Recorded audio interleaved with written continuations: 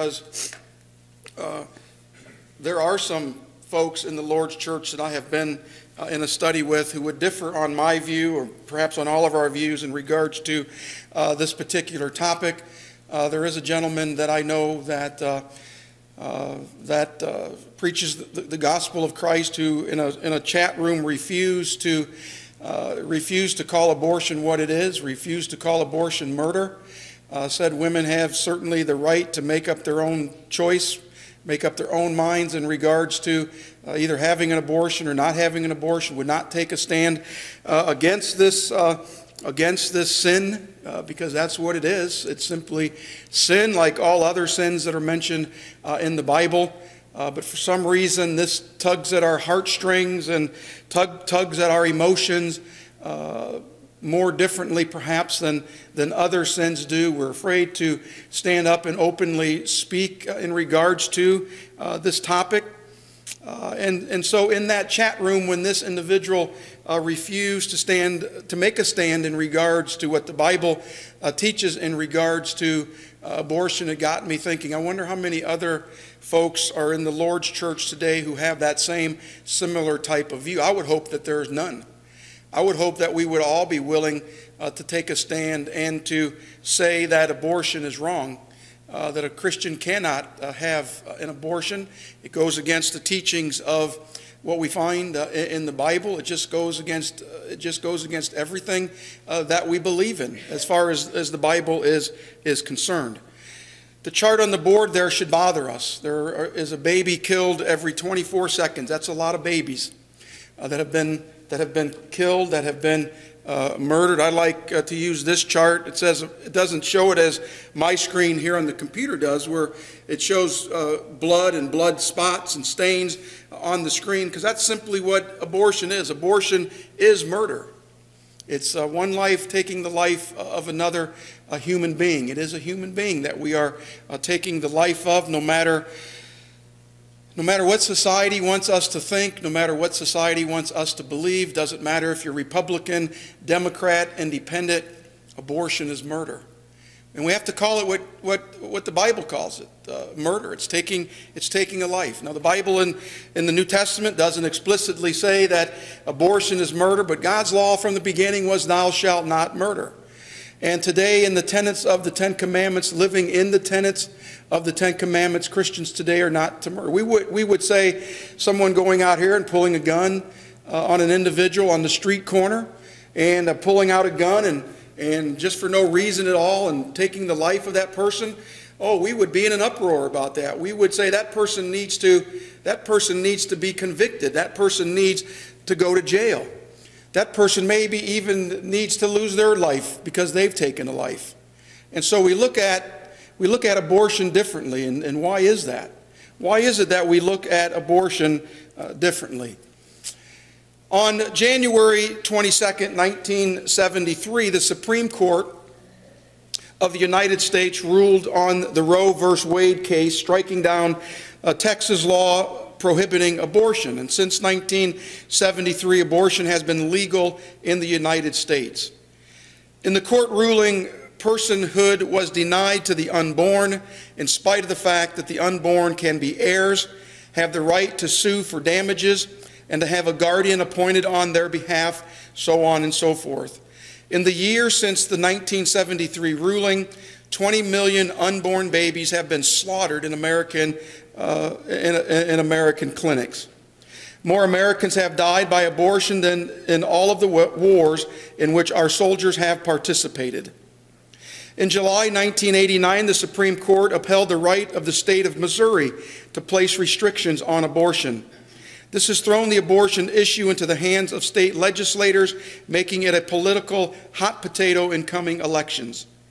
More than a political issue, abortion is a moral issue. Is it right for a Christian to have an abortion? Christianity has not given a clear-cut answer. The mainline Protestant denominations, that would include the Episcopal, the United Methodist, the United Presbyterian, the Disciples of Christ, the United Church of Christ, so on and so forth, have taken a pro-abortion stance.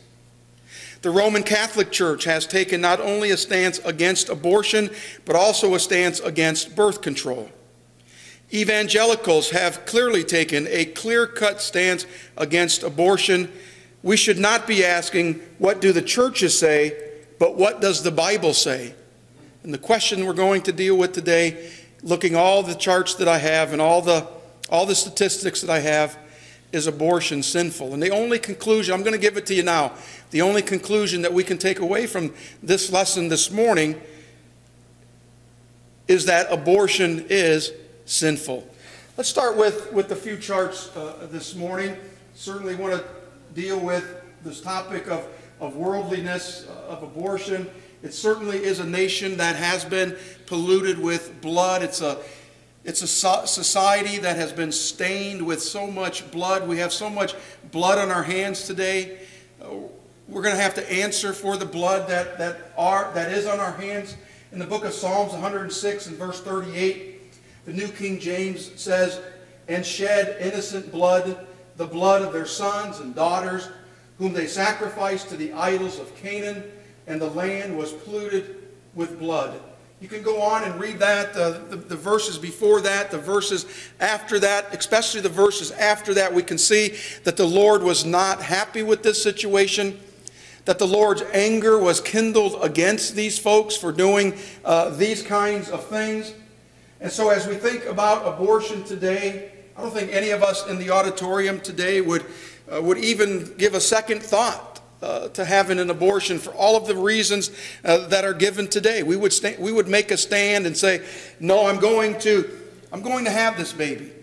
It might not be the sex I want. I'm going to have this baby. It might be born with defects. I'm not going to abort this baby. I'm going to have this baby. It might be that I was raped, or in some cases the case of incest. I'm not going to abort this baby. I'm going to bring this baby into the world. And if I can't care for this baby, if I can't take care of this precious baby that needs to be born and needs to come into this world, then I'm going to make sure it has life. I'm going to make sure that it has a life. I might even have to give it up for adoption and let someone else take care of this baby. And let me say from the beginning that giving a baby up for adoption is not sinful. Having an abortion would be sinful. But giving a baby life, bringing a baby into this world and giving it life, giving it a mother and a father, giving it a family in which to live and in which to grow up into, maybe even raising that baby, if we're Christians, taking the maybe out of that and bringing that baby up in the nurture and the admonition of the Lord, showing that baby that there is a God, that there's a good God and God is a loving God, that He sent His Son to this earth to live and to die so that we might be able to have everlasting life when our lives here on this earth are over.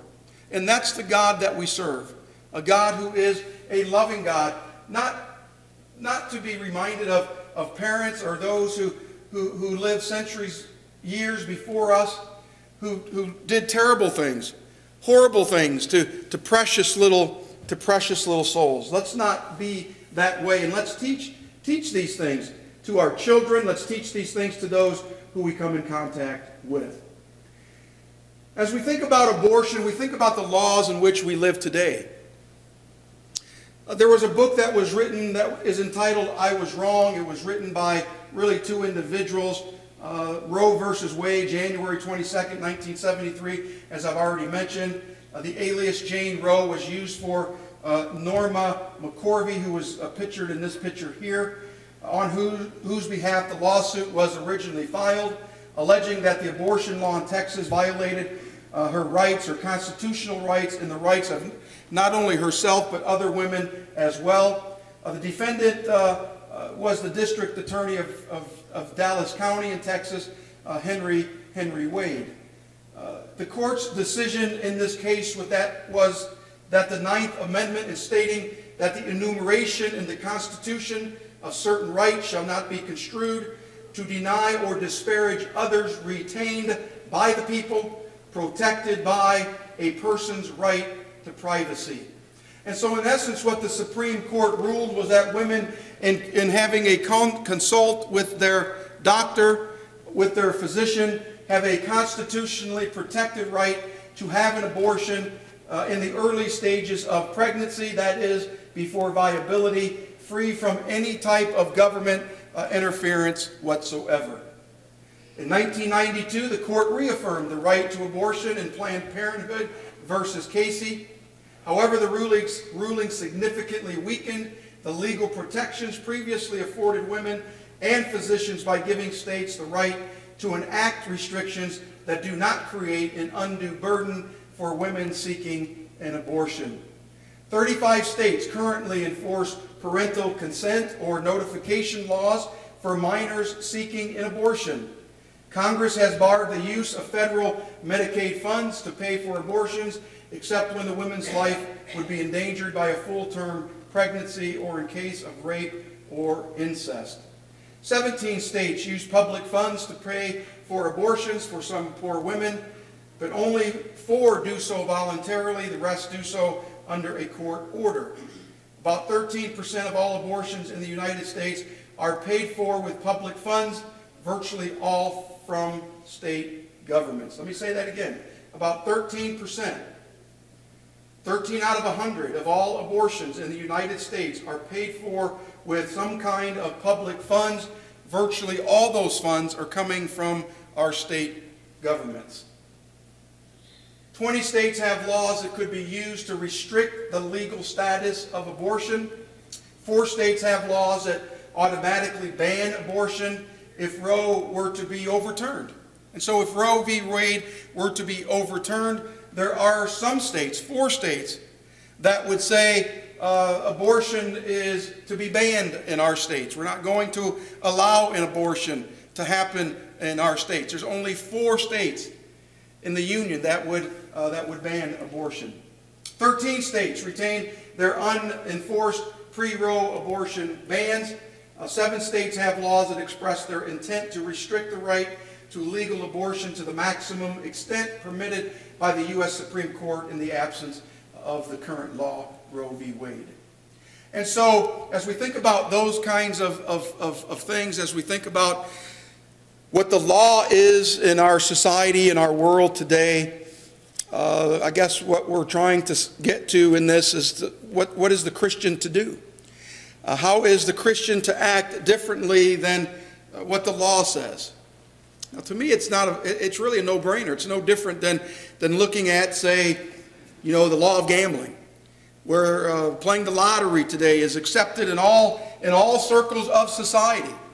But we as Christians would make that stand and vehemently make that stand that gambling is wrong, playing the lottery would be sinful, and if we do such, we could be in danger of losing our soul.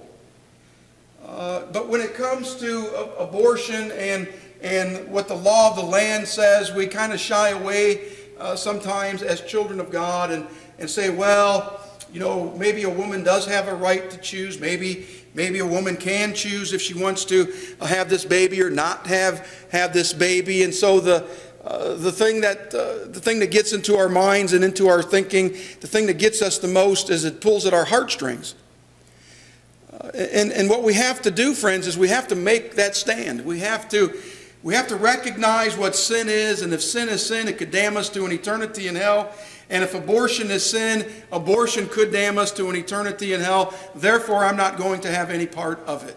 I'm not going to teach any differently. I'm not going to teach that a woman can have an abortion. I'm not going to teach that it's a woman's right to have an abortion, just like I wouldn't teach it's your right to decide if playing the lottery is okay. I would tell you that playing the lottery is not okay. And if you do play the lottery, you need to think differently about that. We could say that about any sin, adultery, fornication. We could say that about missing the assembly of the services on the Lord's Day. Sin is sin, and we need to call it what it is. Abortion is sin. Abortion is taking the life of another being. Abortion is one of the most common medically performed procedures that we have in the United States of America. There are approximately 1.3 million abortions performed every year in the United States of America.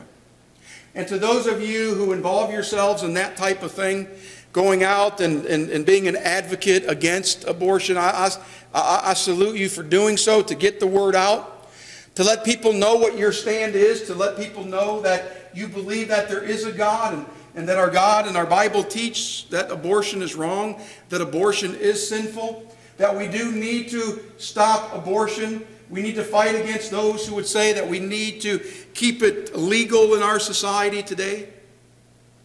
Pretty soon we're going to have to vote for a president of the United States. I'll tell you what, I have a tough time trying to wrap my hands around who to vote for, if I'm going to vote for anyone at all. People would say, well, we need to vote, but the candidates, in my thinking, the candidates all support abortion and abortion rights. Either they might say, well, we don't agree with abortion, but we believe in the woman having a choice to make up her own mind. To me, it's one and the same. Who is it that we're going to vote for in this? Can we find someone in this election who would stand up in society today, stand up against this huge teaching that takes place in our world today, and find someone who's running to be the next president of the United States, who would make that claim that abortion is sin? That abortion is sin, and I don't want to have anything to do with it. And if abortion is sin, I'm going to be a president that overturns Roe v. Wade. I'm going to make abortion illegal in our society today. Wish we had a man that would do that, don't you? That would make that stand, that would make that claim. It would sure make voting for an individual a lot easier for me, and hopefully for you as well. But again, think about this, friends. 1.3 million babies that are killed every year in the United States because of some reason or another. We're going to talk about those here, some of those reasons here in just a little bit. 1.3 million precious souls that have been taken from our society. Well, let's look at this chart. This chart, and you can see where I've gotten the information from. I've gotten some information here as well in print. But abortions per 1,000 women from the ages of 15 through 44 in the state of Indiana, there are 11 abortions per 1,000 women in the age group of 15 through 44. You can look at some of these other states and see where a lot of these are coming from. 31 over on the West Coast, 30 in 1,000 down here in the state of Florida, 36 over here in the state of North Carolina. I mean, the numbers are just alarming. These numbers were per 2007. That's the latest statistics that I could find. I'm sure these statistics have maybe even gone up since the printing of this chart, but that should alarm us. And what this chart really shows is that abortions happen everywhere. Abortions aren't just confined to certain areas of our country. They happen all over the world. Abortions since 1973, there's been 1.37 million abortions per year that happen. That is approximately 3,700 babies a day. Can we even wrap our hands around that number? 3,700 babies a day that have been aborted for whatever reasons that people would want to give. 3,700 a day. 50,794,000 have been aborted since 1973. 50 million. 50 million. 50 million is more than the population of these states combined. Kentucky, Oregon, Oklahoma, Connecticut, Iowa. Continue to read through that list. More than the population, more than the people who are living in these states alone, have we taken the lives of precious little souls. 50 million abortions since 1973 is more than the number of deaths for leading causes of death. Heart disease. Since 1973, there's been 631,636. Because of the cause of cancer, 559,888. So on and so forth. You can see the numbers there. These numbers are taken from 2006. these numbers may have even gone up more as well. More abortions since 1973 than all of these leading causes for death combined. Staggering numbers, aren't they? Just staggering. Staggering. Blows our mind. 1.86 million causes here, 50 million from abortion. Abortion since 1973, 50 million. To date, over 1.3 million Americans have died when answering the call at all four corners of the world. And I've listed I got this chart from the wars of conflict. There's 49 million more than casualties of all the U.S. wars combined. When we look at the U.S. wars, and especially during the times in which I've lived, we think of the Vietnam War and how senseless that was, and how many of our young men and women lost their lives unnecessarily. And we think, man, that was stupid. I mean, really, that's what we think. And we think of this number of abortions, of lives that have been taken since 1973. We don't bat an eye at this number. But when we look at these numbers over here, we think, how foolish of it was us to be involved in those wars, for our men and women, my own son and daughter, to have lost their life. But when we think of 50 million babies, so many don't even give pause to that number.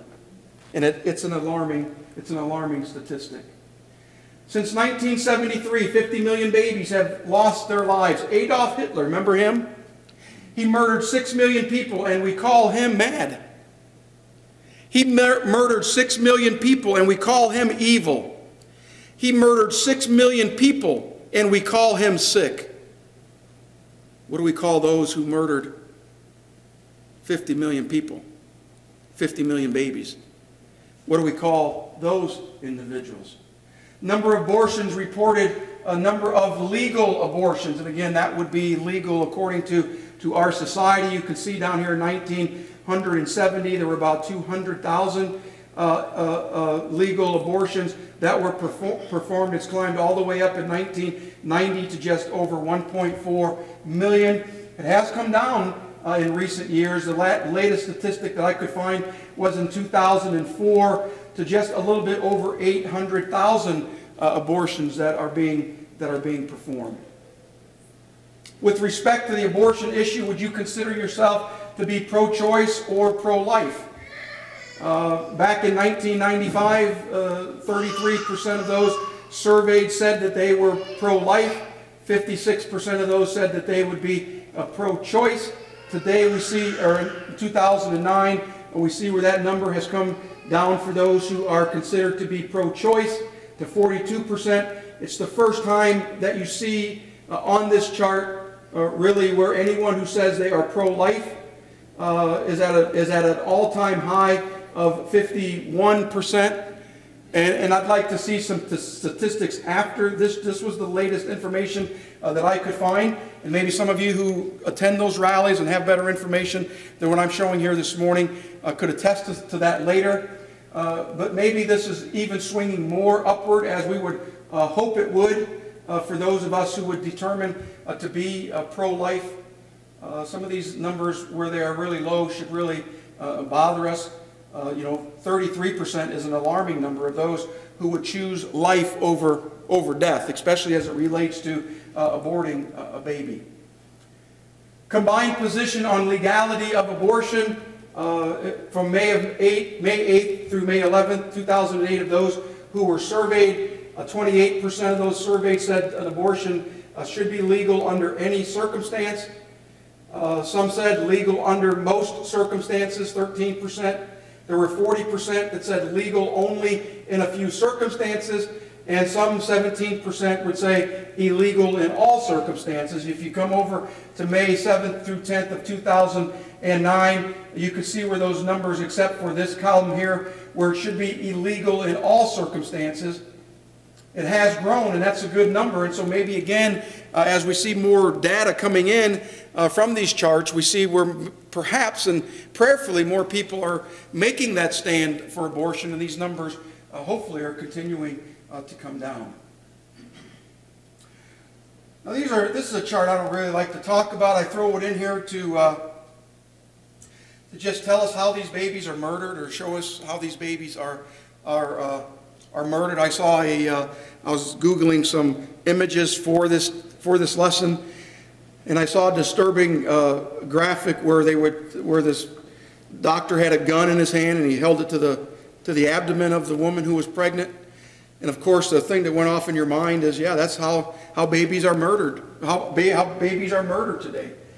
But they're murdered in some horrific ways. Suction and aspiration would be one. Having a DNC, I had to ask Donna how to pronounce that. I think it's curtilage. If I'm pronouncing it wrong, please excuse me. Dilation and evacuation, salt poisoning, having a saline injected into the womb. Prostaglandin chemical abortion, other methods as well, hysterectomy or cesarean section, some of these being more brutal than others. But again, let me go back to this chart. What we see here are people in both of these instances who are not really taking that stand that say abortion is wrong, abortion is sinful, therefore we cannot have anything to do with it. We're going to teach against it. We're going to teach that it's wrong. We're going to teach that it's sinful. But I do believe, according to this chart, that maybe those numbers are heading in the right direction because of this number right here. From going from 17 to 23% represents a pretty huge step in that number. I don't know how many people were surveyed. The Gallup poll didn't say, at least in this chart, but still it represents a pretty big step in regards to the number of those who would say that abortion should be legal and illegal in any circumstance.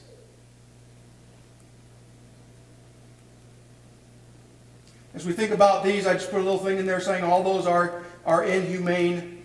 They shouldn't be practiced. Abortion shouldn't be practiced. Wouldn't it be nice if preachers didn't have to stand up and give lessons like this, preaching against these kinds of things, abortion? Wouldn't it be nice if preachers didn't have to preach against sin in general?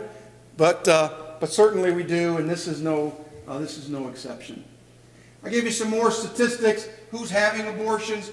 What age groups? What age group would you think? In what age group would you think people are having abortions the most? What age group? You'd say teenagers. Anybody else? That only leaves a couple other. So teenagers we would probably think the most, right? That's what I thought of. From 15 to 19 years old, 19.2% of abortions that have been performed, 146,000. From the age group of 20 to 24, 245,653. That represents 32.3% of abortions. From the age group of 25 to 29 represents 22.4%. From 30 to 34, 14.2%. From 35 to 39, 8%. Over 40, 2.4%. And so teenagers aren't the ones having abortions the most. I thought the same thing. It's the age group from 20 to 24, 245,653, representing a total of 32.3% of all the abortions. And again, those numbers have been since through 1995. Again, this chart represents that it isn't just one group of people, teenagers having sex and not wanting the baby, or having sex and not wanting their parents to find out, so they go and have an abortion. That's not what this chart is showing me. That's not what that chart is showing us. The chart's showing us that all age groups of women are having abortions today. According to race, what would you say is the number one race of women having abortions today? Number one race. Would you think it was, let me just throw this out there, would it be white or black or Hispanic? Think it would be black? That's what I thought. According to race, and again statistics from 1995, white women 349,857 represents a whopping 57.8% of abortions. African American or black 205,442 representing 33.9%. Other 32,357 representing 5.3 abortions, and the unknown 17,000 representing 2.9. Again, the chart showing it's not just one group of race having abortions, it's all races. But in particular, this chart would bear out the point that maybe we're a little construed sometimes in thinking that, you know, as we were discussing last night, my family was discussing this particular chart, and I asked them this question, and immediately, you know, my mind still goes to African American because, you know, for reasons like if you read statistics about babies out of wedlock, they would lead in that statistic. The poor factor, where they don't have as much money, perhaps as white or other ethnics make or have, and so we would think that because of the money issue, they can't bring a baby into the world, they can't raise a baby, they can't provide for the baby, and because of that, then they're going to do away with the baby. They're going to have the baby aborted. But that's not what this chart shows me. That's not what that chart reflects.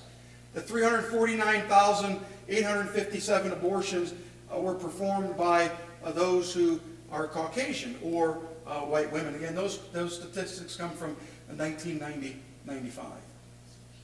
Who's having them? The marital status of those who've never been married represents 64.4%. Married individuals, 18.4%. Those who are divorced represent 9.4% of those who have abortions. Religious affiliation, Protestants, 37.4% of all abortions. Catholics, 31.3%. Do you remember what I said a minute ago, that the Catholic Church forbids an abortion and forbids any type of birth control? Remember me saying that? That's a fact. Religious affiliation, the Catholic Church is second highest on this chart of who by, you know, religious affiliation is having abortions done. The Jewish people, 1.3%. No affiliation, atheists thrown in there. Evangelicals, 18%. Again, this chart showing that really it doesn't matter what persuasion you are religiously. People are having these abortions performed. That should alarm us.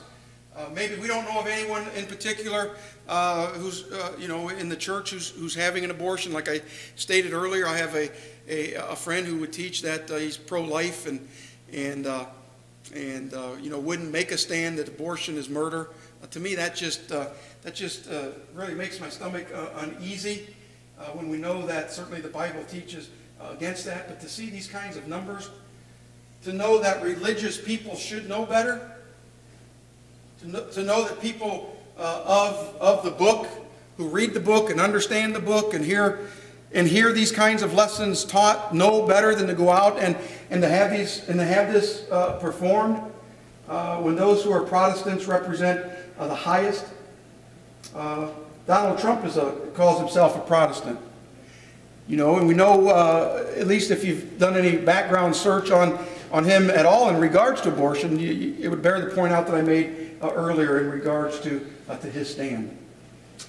Well, does it matter in regards to income as far as who's having abortions? Less than those that make $15,000 a year, 28.7% are having abortions. Between $15,000 and $29,999, 19.5% are having abortions.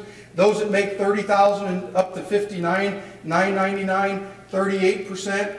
Those that make over $60,000 a year, they represent 13.8% of people who are having abortions. Now, while I might have thought when I was putting this together that it might have been the highest in this category, again, for all the reasons that I've already mentioned, I was kind of shocked to see that it was in this category here, that those who make $60,000 down to $30,000 is the highest category of those who are having abortions in our society today. A lot of reasons are given. I have bad health. It's going to put me at risk as a mother. That only represents 6% of a reason for having an abortion. social reasons. What would you think is a social reason? I'm sorry? Exactly. That's the number one a social reason that was given that I could find. I don't want anybody to know. I don't want anybody to know that I was fooling around. I don't want anybody to know that me and Joe were having sex, and so I'm going to get rid of this baby, and no one will ever know. That was the number one reason that was given. And although that might be true, although that might be the number one reason, and no one will ever find out, who will always know? God will always know. God is an all-seeing eye. God has an all-seeing eye. God knows everything, and no matter what we try to get away with in our society today, especially as it relates to abortion, we know that we're going to have to answer to God for that one of these days. We're going to have to give an account for what we've done in this body. And while I hear a lot of times people will use the argument of rape or incest, and I'm not trying to make light of that. I'm not trying to dismiss it in any way, but one of the lowest reasons for women having an abortion today was because of rape or incest. And no doubt when you study with people in regards to abortion, one of the things that they always want to come up with is, well, what about in the case of rape or incest? Well, it's only happening in 1%. I shouldn't say only happening. It's happening in 1% of women who are giving that as a reason for having an abortion today. Are health reasons acceptable for having an abortion? What would you say? No. Is a social reason acceptable to God for having an abortion? What would you say? Would rape or incest be acceptable to God for having an abortion? What would you say? No, absolutely, absolutely not. Rape, murder, abortion is murder, and we know that God has told us we cannot murder. Who's having them? Having a baby could change their life. 16%. You can read through here. They can't afford the baby now. Relationship problems, maybe coming from a single parent. They're not ready for that kind of responsibility to keep sexual activity secret. They're not mature enough, don't want to have any more children. The husband or partner wants to have an abortion. The fetus has possible health problems. The woman has health problems. The parents want it. The victim of a rape or incest or some other kind of reasons. The number one reason why people are having abortions today, where is it? Right there. They can't afford the baby right now. What? Now, I understand that. I really do. When Don and I were first found out that we were pregnant with Nick, our oldest, you know, we were thinking, how in the world are we going to afford this kid? We know we are responsible. We know we have to bring this child we want to bring this child into the world. How are we going to afford this kid? How are we going to afford this baby? We didn't think that. We didn't give it a second thought. You know, in our minds, we were probably thinking, we can't afford this. Man, I was working in the car business, bringing home a $100 check a week. Wasn't selling a whole lot of cars. Living in a duplex that cost $225 a month. Couldn't afford groceries. I had a credit card. We would drive to Indianapolis because down in Indianapolis you could use a credit card at that time in the grocery store. Up here you couldn't use it yet in the grocery store. But we would drive to Indianapolis to be able to charge our groceries, to get diapers and formula. Of course, we paid those bills off. I don't know, looking back, I really don't know how we ever made it through. We made it through, I guess, with the help of our parents, with the help of brothers and sisters in Christ. Never once did we give that a thought, that we couldn't afford the baby. But there's so many people, whether they're single or they're married, who that is their number one reason for having an abortion today. And how sad really that is. I would just say to us who are here today, we all know this, that if in our minds or someone we know in their minds, they think or have an understanding that there's no way they could bring this baby into the world, that they can't afford this baby, talk to them about placing that baby in foster care, or putting it up for adoption and having that baby given to a home, or Sacred Selections, as some of you are aware of, does such a great job of placing babies in the homes of those who perhaps can't have babies on their own, who desire to have a baby, who want so much to have a baby. 50 million babies in that chart that we looked at a while ago being aborted since 1973. How many of those babies could have been placed in the home of someone who could have gave them a lot of love, who could have gave them a lot of concern, and shown them a lot of happiness? In the book of Psalms 139, verses 13 through 16, the Bible says, "For you formed my inward parts. You covered me in my mother's womb. I will praise you, for I am fearfully and wonderfully made. Marvelous are your works, and that my soul knows very well." You see, friends, it was God who formed us in our mother's womb. When I stand at the casket of someone that I know, someone that I love, someone that I have known for years, even at funerals where I preach where I don't even know the individuals, I oftentimes weep for that person. I weep because they're no longer here, and I weep because I know that their family weeps for them. And when I think of all of the babies that have been murdered in our society today, where's all the weeping? Where's all the noise being made? I know we go to rallies and those sorts of things, and hopefully we can see those numbers begin to come down because of those who are making that kind of stand, who are making that kind of impact. But still, you know what? Even one baby being murdered, one baby being aborted is too many. And where's the weeping? Where's the crying for that soul? God formed that soul. God gave that soul life. And man has decided, because of the ability that we have today through medical science, that it's okay to take a life. That it's okay to abort that baby and to not bring it into this world. In Psalm 139, verses 13 through 16, continuing, he says, "My frame was not hidden from you when I was made in secret and skillfully wrought in the lowest parts of the earth. Your eyes saw my substance being yet unformed, and in your book they all were written, the days fashioned for me, when as yet there were none of them." Isaiah 44 and verse 2, "Thus says the Lord who made you and formed you from the womb, who will help you. Fear not, O Jacob, my servant, and you, Jeshurun, whom I have chosen." Thus says the Lord, Isaiah 44, verse 24, "Thus says the Lord, your Redeemer, and he who formed you from the womb. I am the Lord, who makes all things, who stretches out the heavens all alone, who spreads abroad the earth by myself."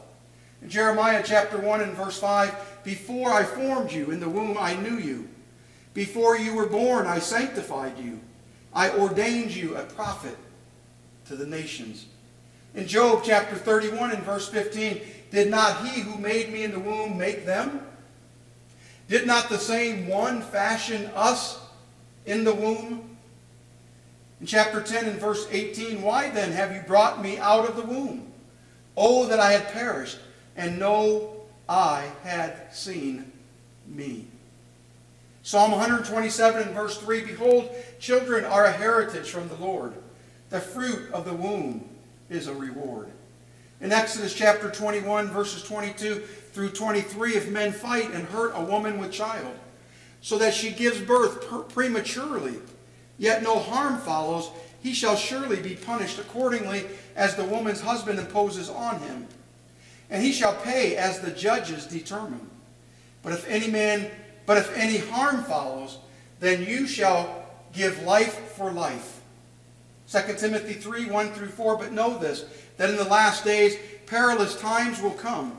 For men will be lovers of themselves, lovers of money, boasters, proud, blasphemers, disobedient to parents, unthankful, unholy, unloving, unforgiving, slanderers, without self-control, brutal, despisers of good, traitors, headstrong, haughty, lovers of pleasure rather than lovers of God.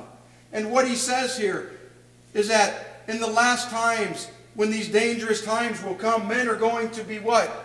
They're going to be lovers of themselves. They're going to be lovers of money. They're going to be unthankful. They're going to be unholy. They're going to be unloving.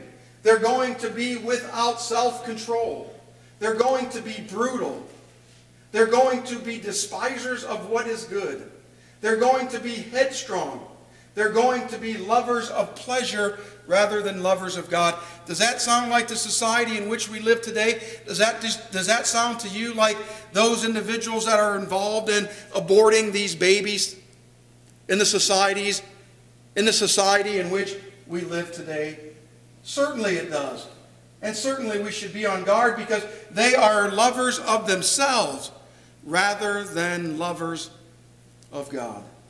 God formed these creatures. God formed these babies.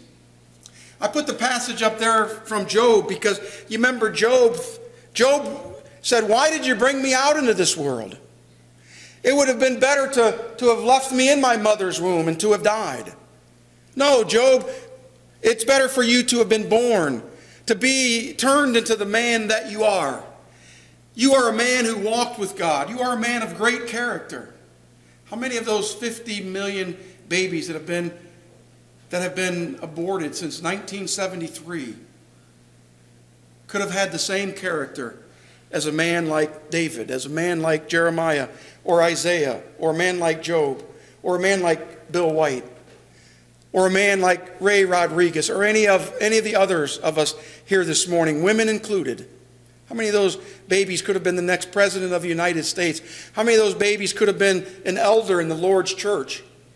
How many of those babies could have stood for the truth and boldly proclaimed the Word of God?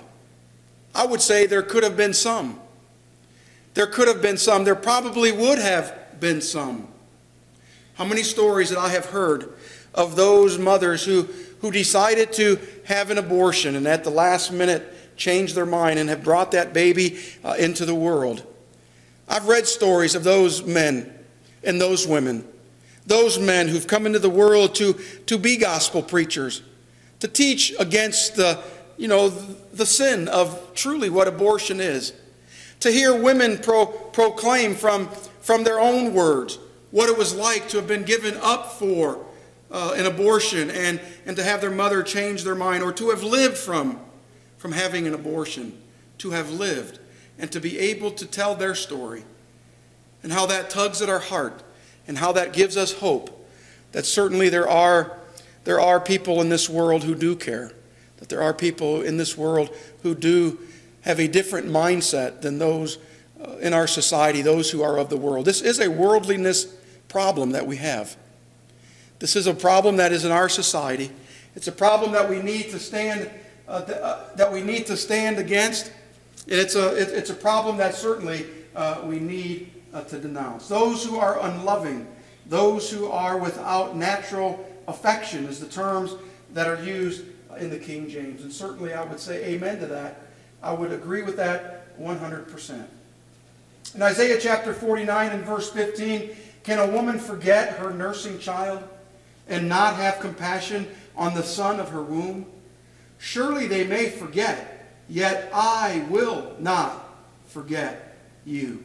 In Psalm 106, verse 37, they even sacrificed their sons and their daughters to demons and shed innocent blood, the blood of their sons and daughters, whom they sacrificed to the idols of Canaan, and the land was polluted with blood. Millions of sons and daughters, friends, today are being sacrificed to the idols of humanism, to the idols of selfishness, and to the greed that is in our society today. Our nation has become stained. It didn't happen today. It didn't happen today. It didn't happen yesterday. But there's no doubt our nation has become polluted with blood. How many women, how many men have you talked to in regards to their wives that are living today with that on their mind? The regret. The regret. I know a close sister of ours, you know her too, regrets to this day having had an abortion. It's with her every single day. Having to live, to have made that kind of decision. Guilt and depression. I don't see how someone can kill a child and not live any other way than living in guilt and live in depression. Or to see someone whose conscience is so seared that they really didn't give a care. They really didn't understand, really don't even give it much thought as to really what they did. Read some of those lines. Women deserve better than abortion. Women deserve better. Women need love, not abortion. And certainly those things are true. The Evan B. Donaldson Adoption Institute tells us that the number of infants available for private adoption in the United States has been decreasing. Let me read that again, that the number of infants available for private adoption in the United States has been decreasing. The factors which have contributed to this change are increased access to contraception, changed social attitudes about unmarried parenting, and the big one, the legalization of abortion. Between 1989 and 1995, 1.7% of children born to never married white women were placed for adoption, compared to 19.3% in 1973. In 1970, there were 89,200 new adoptive parents. In 1975, the last year for which such data is available, that number was cut almost in half to 47,700. The reason for the decline was due to the fact that fewer U.S.-born white infants were available for adoption. Babies which would have been adopted prior to 1973 were being aborted after 1973. Why is that? Do you know? Abortion wasn't legalized until 1973. And so babies which would have been adopted prior to adoption being legalized were now, because abortion is legal, according to the government, were now being aborted. How sad that is. In 1998, a survey found that about 2 million women aged 15 to 44 had sought to adopt a child, and only 127,407 children were adopted in 2002. Only 2 to 3% of the more than 1 million teenagers who become pregnant this year will place their child up for adoption. 2 to 3%. 2 to 3% of more than 1 million teenagers who become pregnant this year will place their child up for adoption. I don't know if any of you know who this little kid is. That's my grandson. And when I first showed my daughter I was using him in this chart, she's like, why would you use him in an abortion chart? And I use him in this chart because I just can't imagine living without him. I can't imagine living without any of my grandchildren, for that fact. I can't understand why our society allows this kind of thing to happen. Why our government allows this kind of thing to happen when the Bible is very clear. When the Bible is very strong to make the point that murder is wrong. And that taking a life, just to take a life, because I can't afford the life. How our society can handle that, how our society can deal with that. And as Christians, it ought to just make our stomachs rumble. It ought to just turn our stomachs upside down. It ought to just bring tears to our eyes when we think about these kinds of things. And to make that stand. To make that stand that says, I'm a New Testament Christian. I think differently than you as the world does. I don't want to have anything to do with the taking of a life, whether it be a human life. And what I mean by human is an adult life, or a human life as it relates to a piece of flesh that is yet to be developed inside the mother's womb. That is still life. Life happens at conception. Life happens at conception. And any time we take that life that is so precious, that life that is turned into something like this little man, my little man, like your little man, like your little granddaughter, and how precious that they are to us. We can't imagine why 50 million babies since 1973 have just been thrown away. Imagine a pile over there with 50 million babies in it. 50 million. 50 million of these little dudes. 50 million. And how terrible that is to have happen in a society like the United States of America. And how sad it is for those in the Lord's church today who are unwilling to make a stand and to say that yes, our nation is and has been polluted with blood, and it is wrong. In Psalm 106 and verse 38 again, and they shed innocent blood, the blood of their sons and daughters, whom they sacrificed to the idols of Canaan, and the land was polluted with blood. That's my presentation for today. Thank you for your time. I'll open it up for any thoughts that you might have, any questions that you might have in regards to. Yes, sir. Great presentation, Gary. Thank you. It should be presented a lot more in churches, but actually, my point is not presented to the people that knows all these truths. We need to take a stand and show up to those rallies. We can preach all you want to your congregation, and all those congregations you preach it to the people that already know this. But going to those rallies, you find mostly Catholics. I haven't seen a Christian there, except my daughter-in-law. We are not taking a stand. We're taking a stand as far as we preach it to the choir. But we are not taking a stand out there of saying to others, we are Christians, and we're standing for this, and we are going to go and protest about this to make things happen. I think as people that preaches need to preach to those people, those Christians, that their duty is not only stand back, saying, okay, it's wrong, it's sin, but I'm not going to take a stand. I'm going to just let it be. I think what the problem is that we as Christians want to give everything into this building, into this church, into this group of people that have already been saved, that have already known this. We need to get this word out there when it's needed. That they know every person counts when they show up. We saw the wedding right now over there in Washington. A lot of people show up. Well, this week was a wedding down in America. You know how many people show up?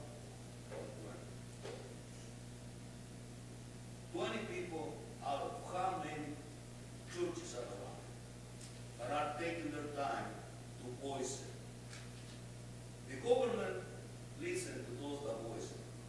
And we know that for a fact because all of those people, how many people are gay and were voting for putting the law of gay marriages? There's not too many of them, but they're loud and they're out there. And that's why they listen to that. We need to get off of this view and get out there as well. Good point.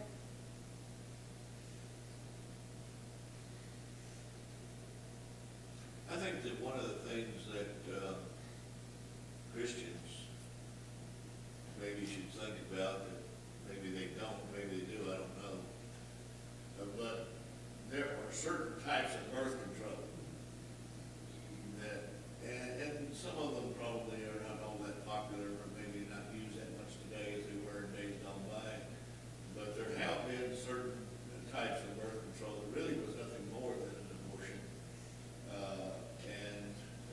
I think that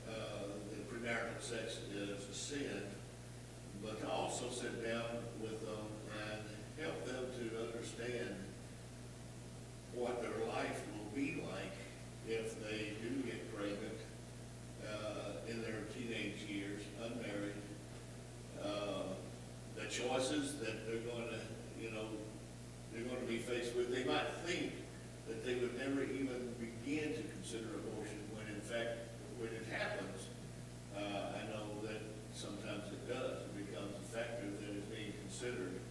But they also need to understand that you will not have a normal life. I mean, you will not ever have the opportunity to continue to be a youngster.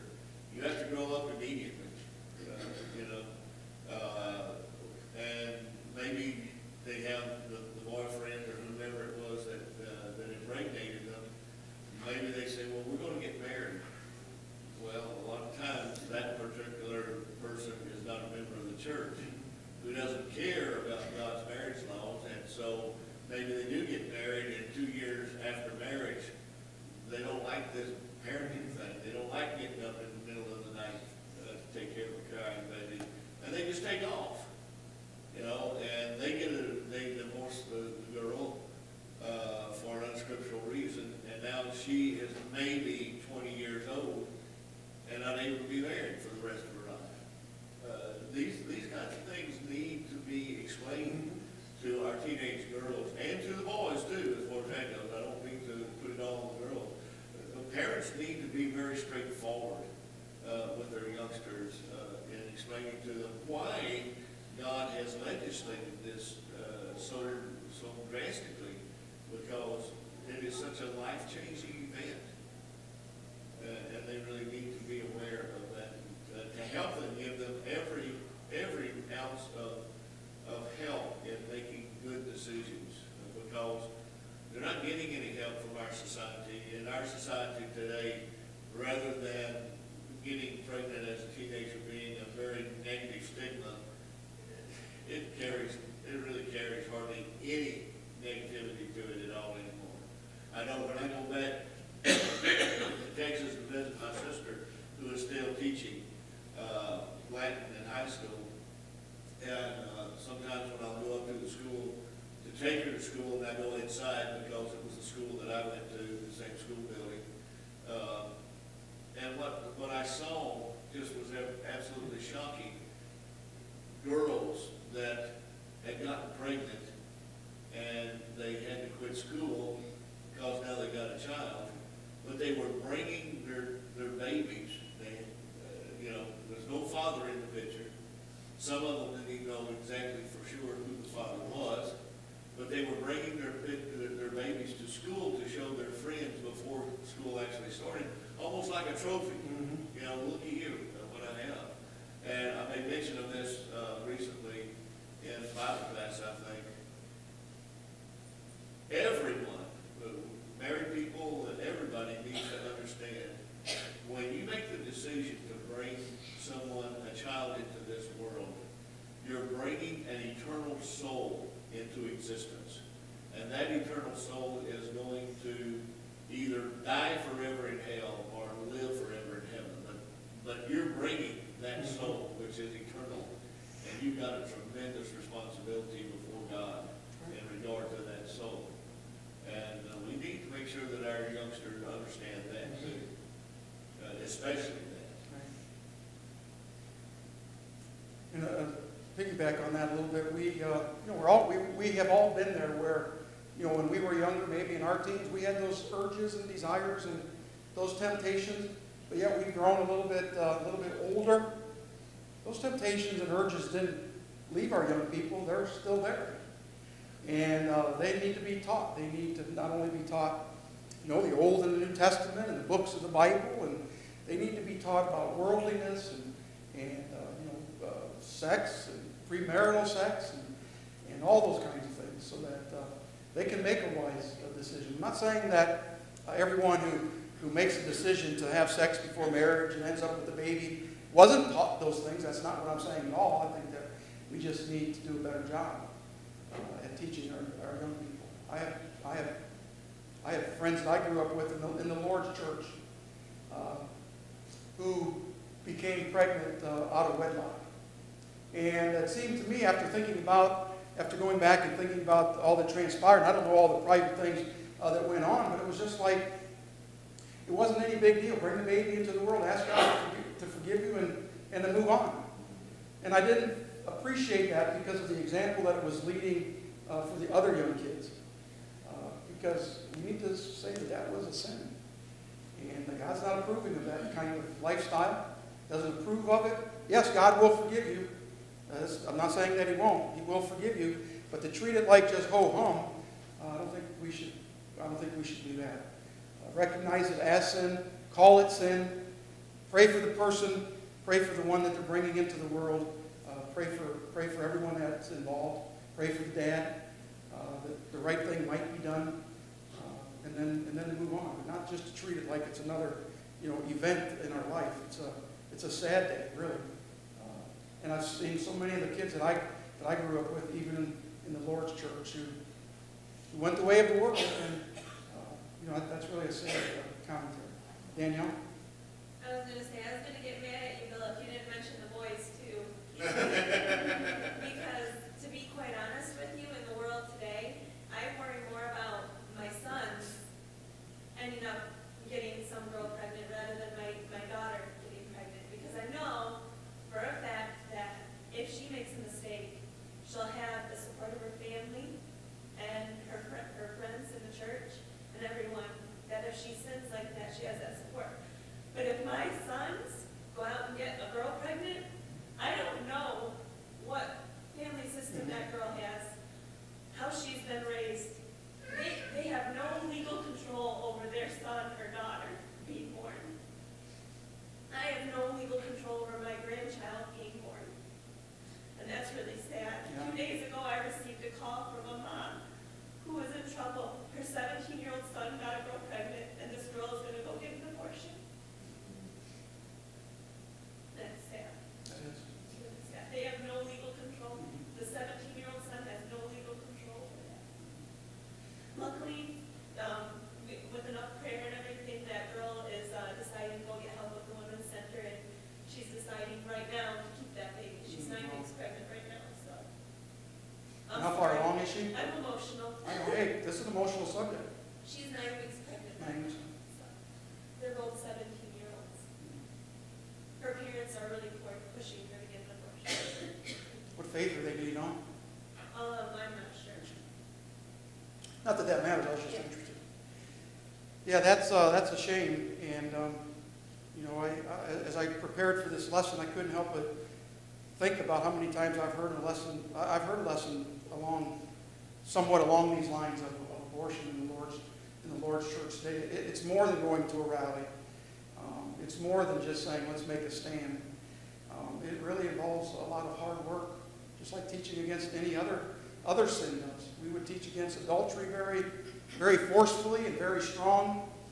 We would teach against the sin of forsaking the assembly. We would teach and say that is wrong, that Christians shouldn't involve themselves in not involving themselves in the service of the church. But when it comes to topics like this, for some reason we want to shy away because we don't think we have all the answers. And the answer, I think, is simple. Abortion is sin. But how much are we teaching that to our kids? How much did I hear about abortion when I was in a Bible class setting? When I would go downstairs and someone else, other than the preacher, would teach the class. How many times did I hear that abortion was wrong? How many times did I study about all the other things in the Old and the New Testament, which are important. I'm thankful for that. But I wish I would have also learned about some of these other things as well that sometimes we have a tendency to shy away from because it is important that we teach these things. Sister Lopez? We have to understand that all the other sins we can repent of. Murdering a life, that life will never come back. That soul has been eliminated, has been sent back. And we have to understand that conception is that soul has been given at conception. They got their soul at conception, not when they were born. And that's what people are taught. Women are taught that babies are given a soul when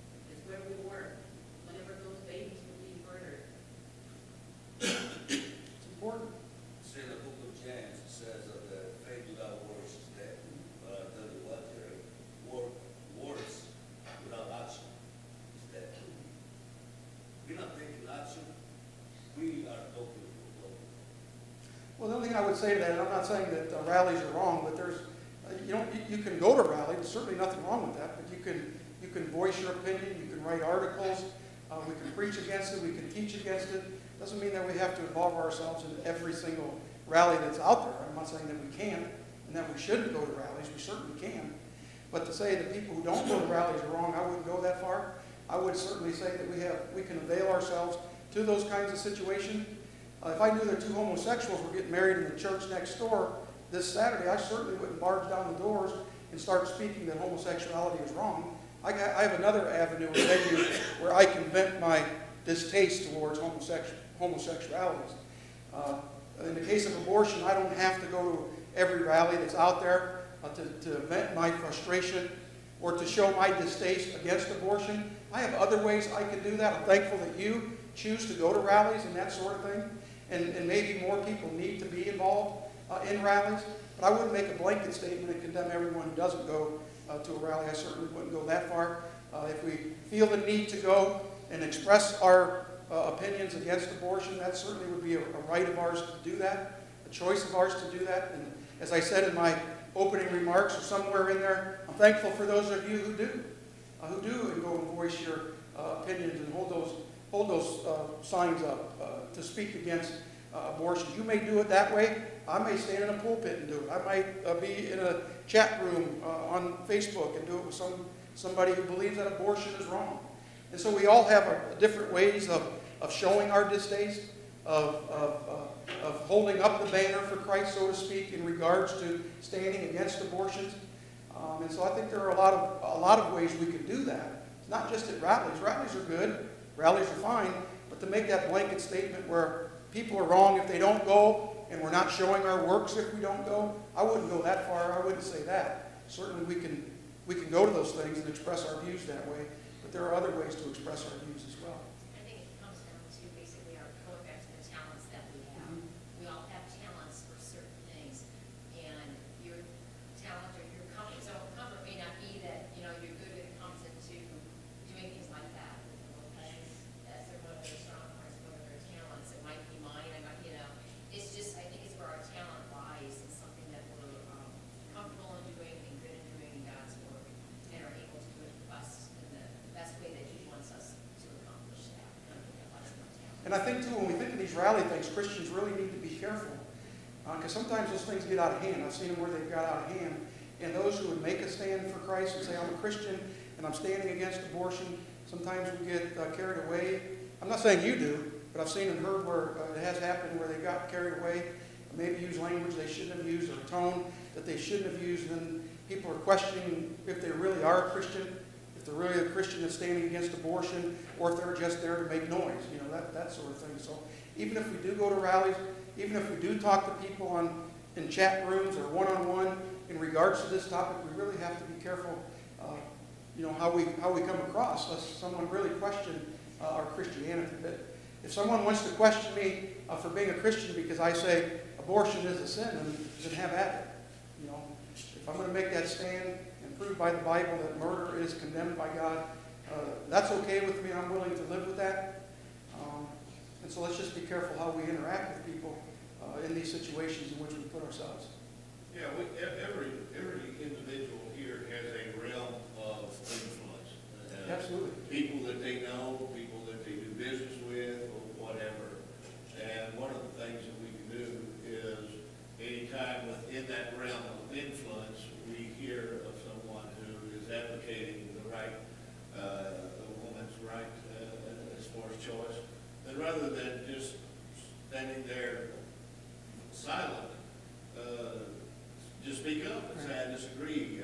The Bible, the Word of God, which I believe is our guide in life, condemns murder. This is a form of murder, and I'd really like to talk to you about this, and that's, again, we are constantly thinking that we want to grow in the church, numerically, spiritually, and that sort of thing. Well, one of the reasons why we're not growing is because in the realm, the spiritual, the realm that we have some influence in, we have various kinds of opportunities to try and get some sort of a dialogue in regard to studying about what God things, and we pass that up, being timid most of the time.